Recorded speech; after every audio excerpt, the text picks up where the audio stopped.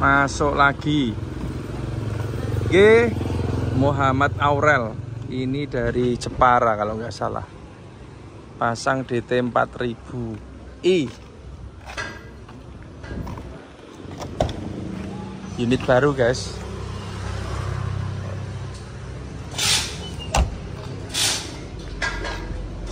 Ini ordernya via Zirang Salatiga, Mas Indra. Ini New Aurel, nomor antriannya nomor 15 bos. Ini antriannya nomor 15, Muhammad Aurel dari Jepara.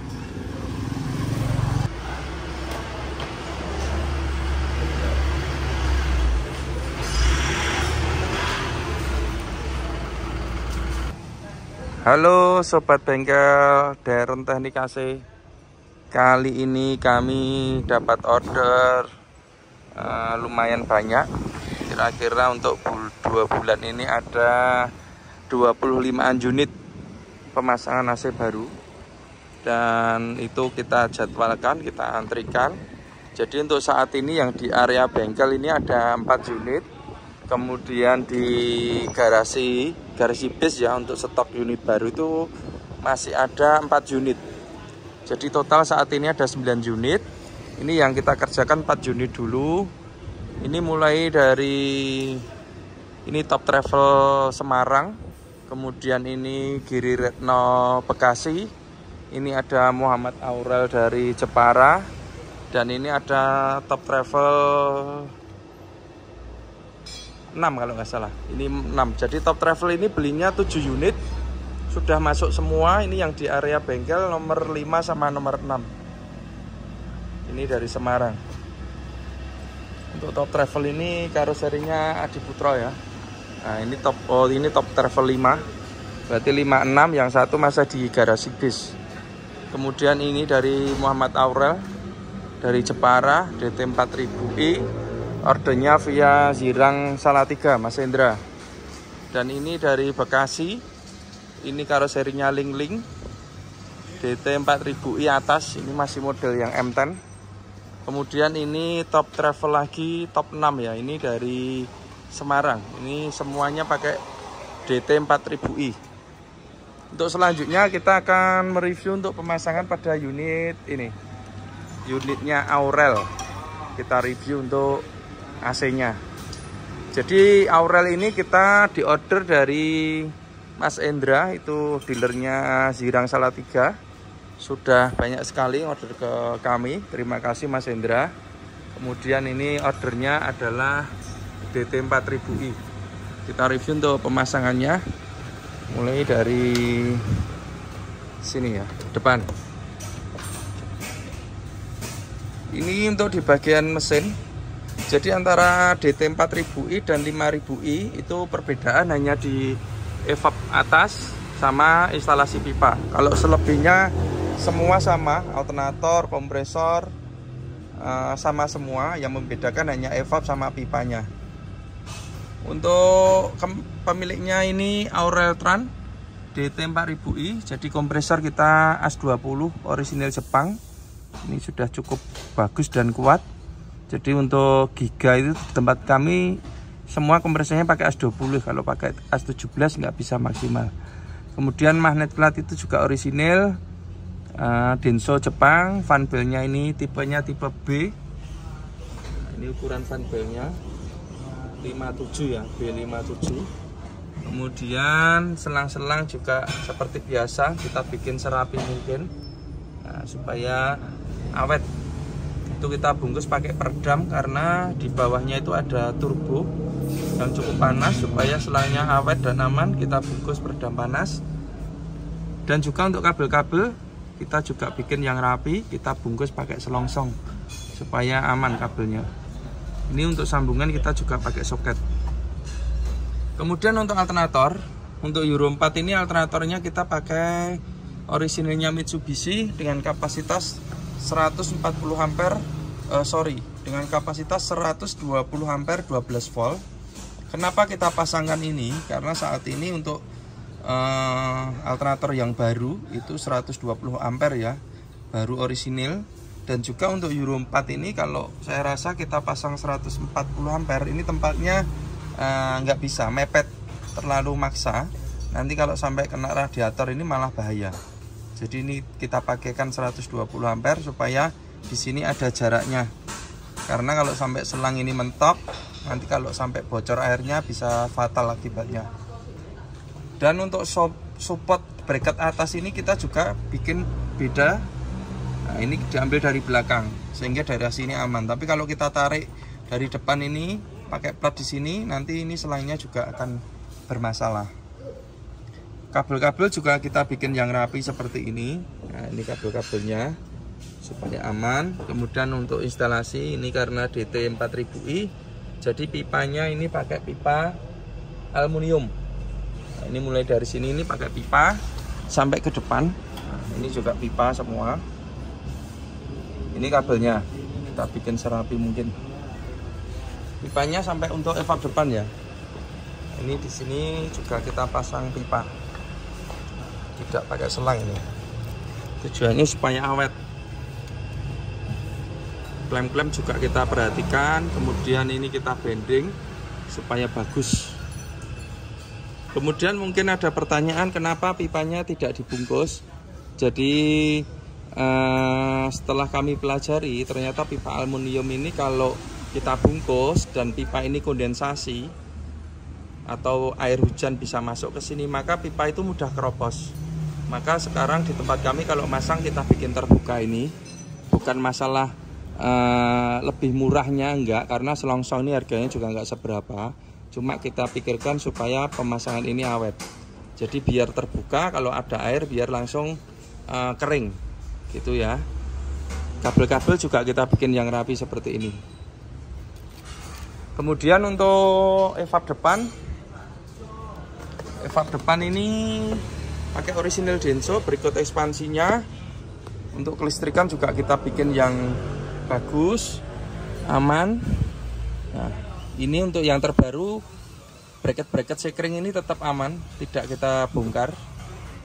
Dan untuk sekring kelistrikan pada AC ini di sini, relay-nya relay Jepang, sekringnya juga yang bagus, dan kita kasih petunjuk. Jadi kalau pengecekan cukup mudah, tidak perlu bongkar ini, langsung kita lihat aja dari bawah seperti ini.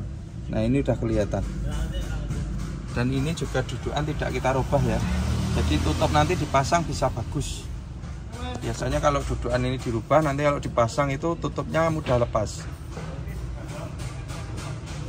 Kemudian untuk kelistrikan, nah ini desain dari kami.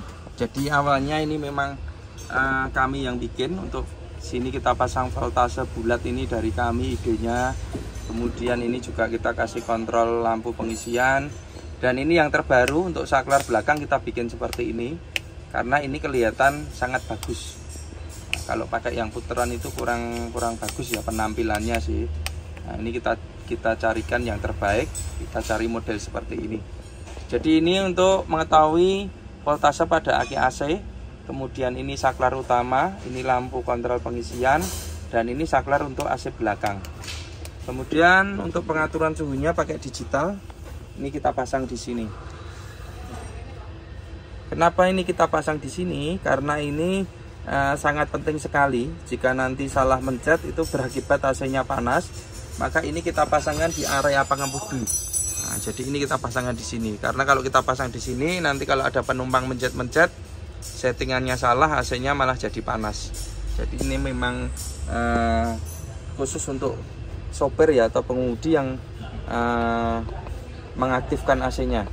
Nah, seperti ini, makanya kita pasangkan di sini.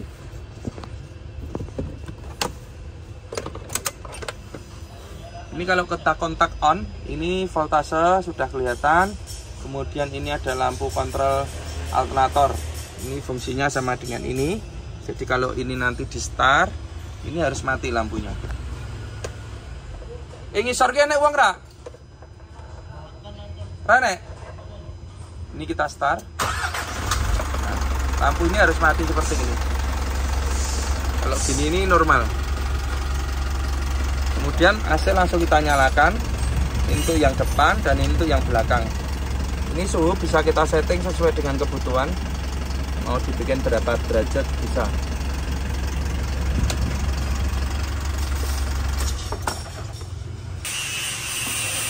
Selanjutnya untuk di bagian kondensor.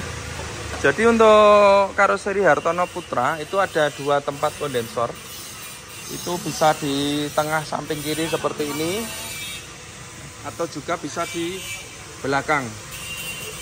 Itu kemungkinan request dari pemilik mobil. Jadi kita sebagai installer AC kita ngikut aja mau disediakan di mana. Kalau di sini ya kita pasang sini, di sini ya kita pasang di sini. Kebetulan ini pemasangan di sini. Untuk kondensor ini kita pakai kondensor yang besar kapasitasnya.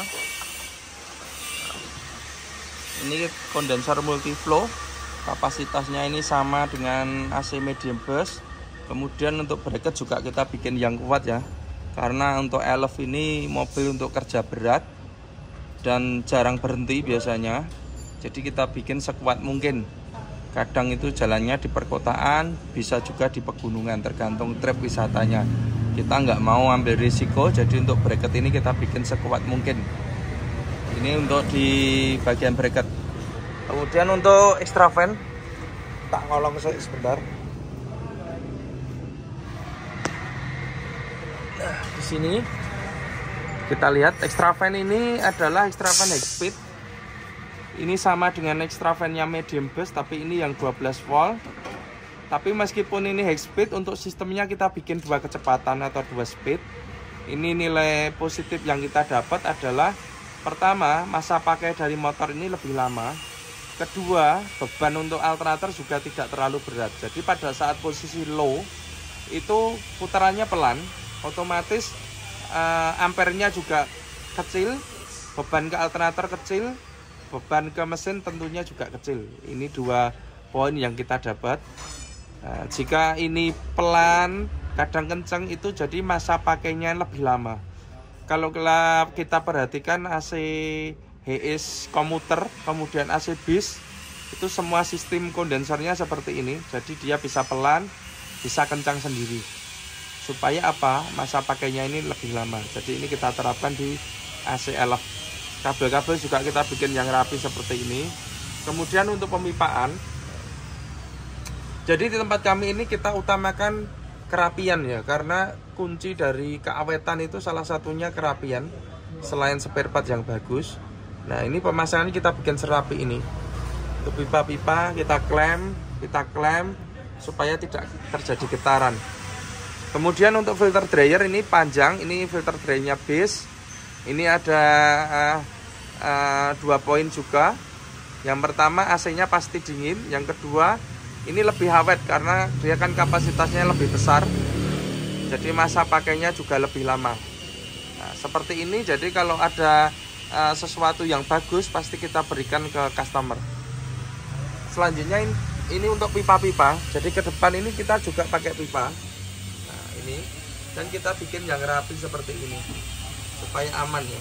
Nah, ini klem-klem seperti ini selalu kita perhatikan. Kemudian untuk evap belakang, nah ini adalah desain terbaru dari kami. DT4000i dan DT5000i itu adalah AC yang mudah dan murah perawatan. Dalam artian untuk perawatan evap ini, untuk mencuci, pemilik tidak perlu membawa ke bengkel, bisa dibersihkan sendiri. Dan tidak perlu nurun ke evap maupun buang freon. Jadi ini nilai yang kita dapatkan adalah hemat ya, untuk biaya perawatan. Kalau AC dulu itu kalau mau nyuci harus bongkar evap, bahkan harus buang freon. Tapi untuk unit DT4000i dan 5000i ini tidak perlu. Cukup ini kita buka dum aja. Ini pakai obeng plus, nanti sudah kelihatan AC-nya. Nah, ini kalau mau nyuci ya tinggal kita semprot aja. Ini kita berikan contoh ya untuk cara mencuci. Nah, seperti ini. Tinggal kita semprot aja. Nah, langsung gini aja. Jadi nggak perlu dibongkar-bongkar.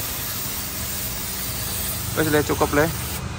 Nah ini nanti dicuci sampai sana, kemudian jangan lupa ini ditutup karena ini hanya untuk meraktekkan aja. Dan untuk air pembuangan itu sudah kita siapkan di sini. Jadi tidak perlu bongkar-bongkar untuk AC DT 4000i dan 5000i ini.